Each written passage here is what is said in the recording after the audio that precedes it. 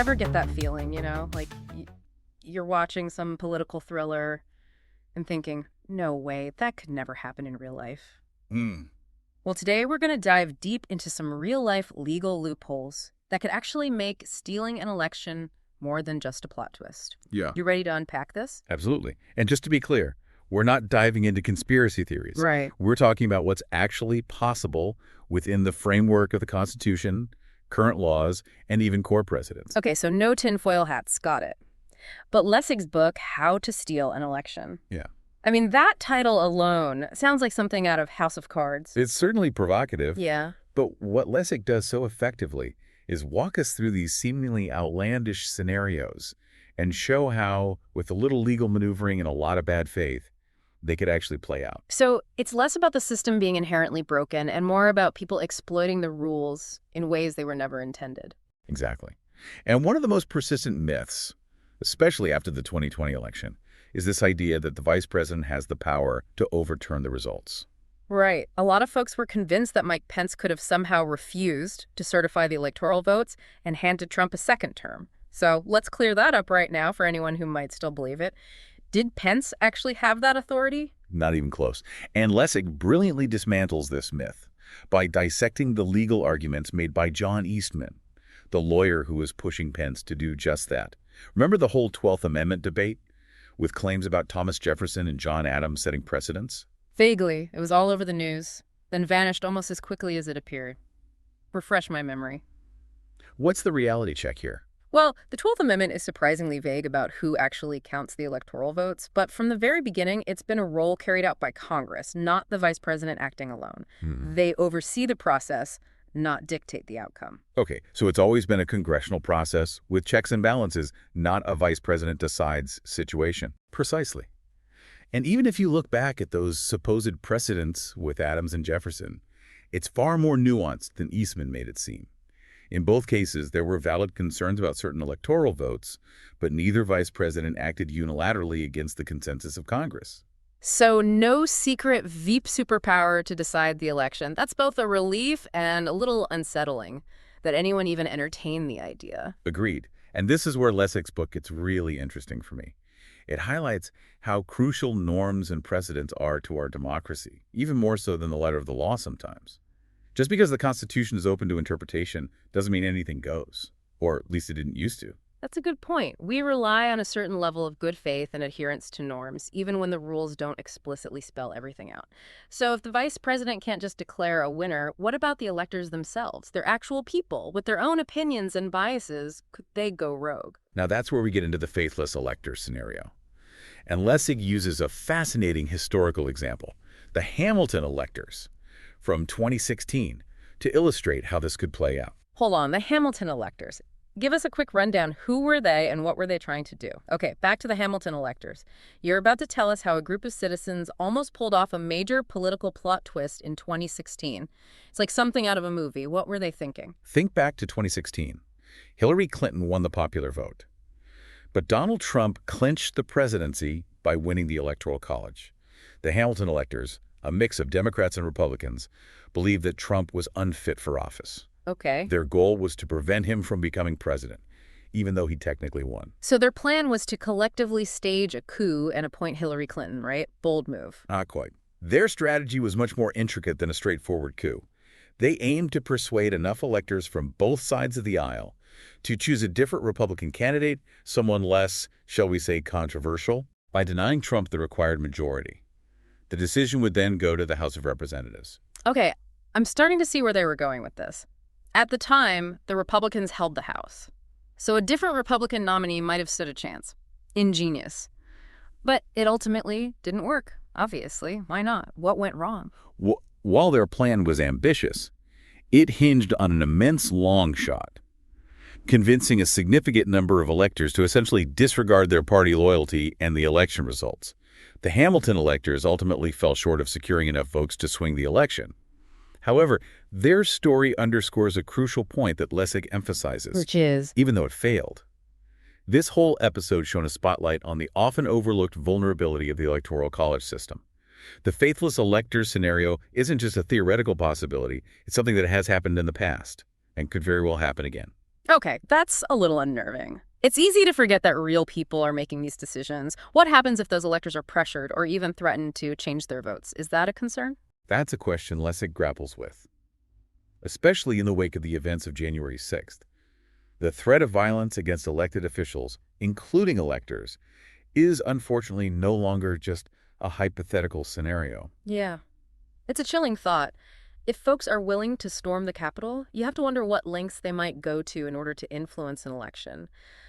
So, while the faithless elector route is still possible, it seems like the bigger threat might be pressure from within the government itself. Didn't Lessig outline some concerns about the role of governors, especially given the new Electoral Count Reform Act? He does. And that's where things get really interesting. According to Lessig, a governor, under the right, or should we say wrong, set of circumstances, could still potentially manipulate election results, even with the new safeguards in place. Hold on a second. I thought the Electoral Count Reform Act, the ECRA, was supposed to prevent that kind of interference? It was designed to make it much more difficult, yes. Oh. But remember, the ECRA actually strengthens the role of the governor in the process of certifying electors. So, more responsibility for governors now. How does that open the door for potential manipulation? Well, the ECRA doesn't eliminate the potential for a governor acting in bad faith. Picture this. A close election, maybe even closer than 2020. Legal challenges are flying left and right, and the outcome hinges on a single state. Okay, I can see where this is going and it's making me nervous. Let's say that state is North Carolina, which just happens to be a swing state in 2024. Paint a picture for us. What happens if a governor decides to go rogue? Imagine a scenario where the governor, driven by partisan loyalty, decides to correct the election results in their party's favor. Even with the ECRA, there's a slim window where this could potentially occur. Wait, so you're saying even with the new law, a governor could still mess with the results, but doesn't Congress have the final say in approving the electors? You're right. Congress can refuse to certify a slate of electors. However, this requires agreement from both the House and the Senate. If one of those chambers sides with the governor, well, that throws a wrench in the works. Okay, now I'm really starting to sweat. So, if a governor and one chamber of Congress are willing to ignore the will of the people, they could theoretically swing the election. I need to sit down for a minute. It's a sobering thought, isn't it? Yeah. It's important to remember that this scenario relies on a very specific and unlikely confluence of events. A nail-bitingly close election, a highly partisan governor, and a divided Congress. It's not an impossible scenario, but it's not exactly a walk in the park to pull off either. Okay, that offers a sliver of reassurance, but it seems like there's a lot of power concentrated in very few hands. Are there any other legal loopholes that could be exploited, let's say, a little more creatively? Because at this point, I wouldn't be surprised. You're right to ask, because Lessig brings up another fascinating and potentially alarming aspect of the electoral system. It involves a clause that was initially designed for truly extreme situations, but could be twisted for far less noble purposes. Okay, now you've piqued my curiosity. We're talking about legal loopholes, things that could potentially upend an entire election. Lay it on me. What is this mysterious clause and how could it be exploited? Buckle up, because we're about to dive into the world of force majeure. It's not just a fancy legal term, it has the potential to be a real game changer in the wrong hands. All right, force majeure. Sounds intense. Break it down for us. What is it and how could it be manipulated? Okay, force majeure. It sounds like something straight out of a law textbook, but if it can throw an election into chaos, I'm all ears. Tell us more about this legal loophole and what kind of havoc it could wreak. So force majeure essentially translates to superior force and refers to unforeseen events. Think natural disasters, pandemics, major disruptions. Circumstances that could prevent an election from proceeding as planned. The original intent was to provide a safety valve in truly exceptional situations. Okay, that makes sense. You need some way to deal with completely unforeseen events. But how could something meant for extreme situations be manipulated for political gain? That's the million-dollar question. Remember, we're talking about laws written decades, sometimes over a century ago. The language can be vague and open to interpretation. The original 1845 law, for example, mentions a state failing to make a choice on election day. But what constitutes a failure to make a choice? It's surprisingly unclear. Ooh, I see where you're going with this. Someone could seize on that vagueness and claim that a minor disruption is actually a failure to make a choice, justifying a do-over. Precisely.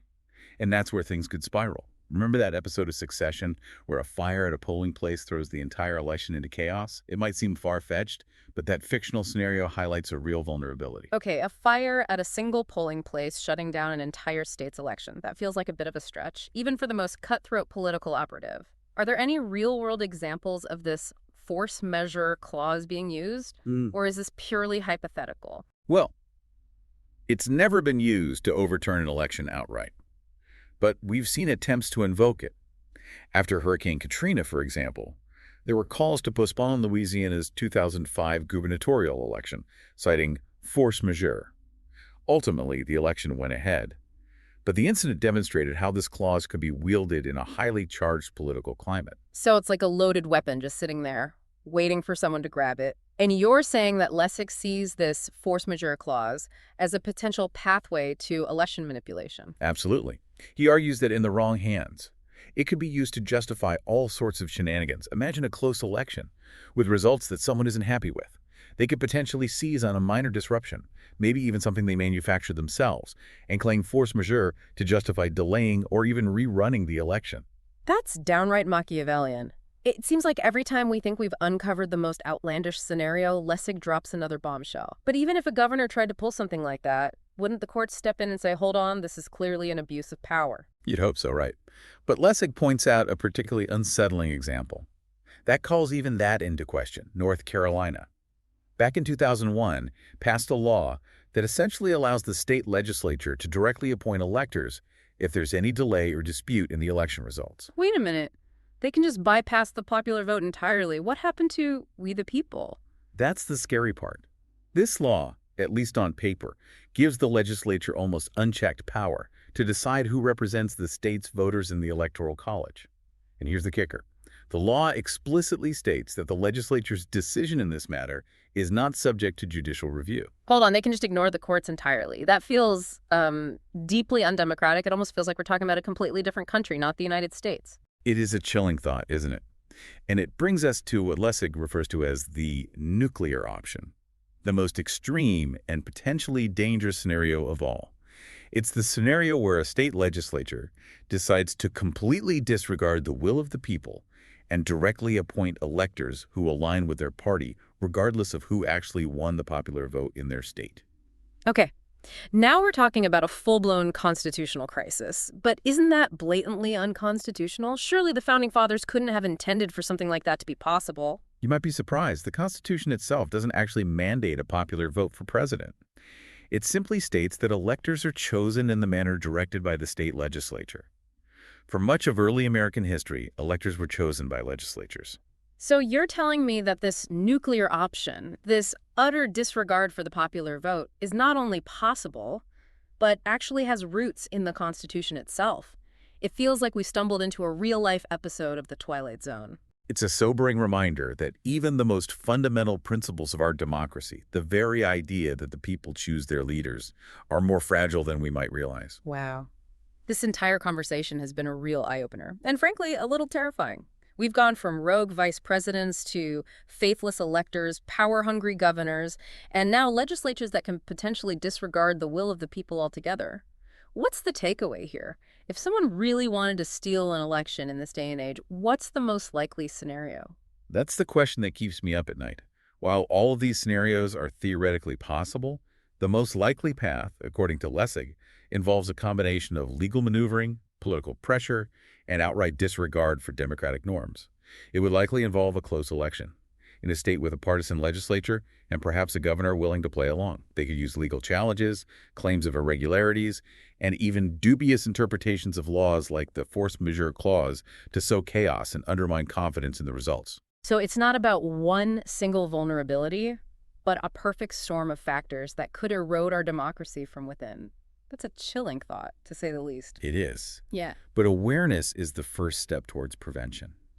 The more we understand these vulnerabilities, the better equipped we are to safeguard our democracy. You're absolutely right. Knowledge is power. We can't just sit back and assume that everything will work out. So to our listeners, if this deep dive has left you feeling as concerned as we are, don't just hit that next episode button. Talk to your friends, contact your elected officials, and get involved. The future of our democracy might just depend on it.